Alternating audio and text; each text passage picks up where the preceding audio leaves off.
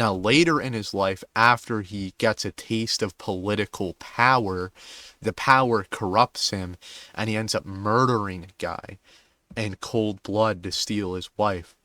And then God chastises him and makes him go to war, and he gets persecuted as chastisement. But at this time in his life, this chastisement is not, or sorry, this persecution is not chastisement. It's just something going on in his life. It's an attack from the enemy, right? It's an attack from the devil. And, God was working to get him out of the chastisement, and he gave David an opportunity to kill Saul, who was the king at the time, who was persecuting him. And David chose not to, because he wanted to take the higher road and turn the other cheek rather than taking revenge, right? Even though God said it's totally justified. I understand if you want to do it. But David said, no, I'm not going to do it. I'm just going to turn the other cheek, and I'll trust you to take vengeance.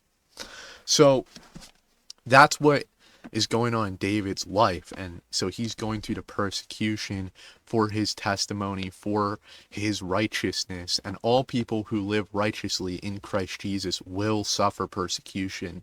And it may not be chastisement. Most of the time it's not chastisement.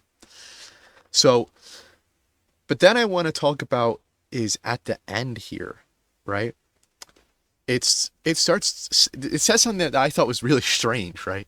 So listen to this, right? It says, the men which are at your hand, O Lord, men of the world, which have their portion in this life, and whose belly you fill with your hidden treasure, they are full of children and have the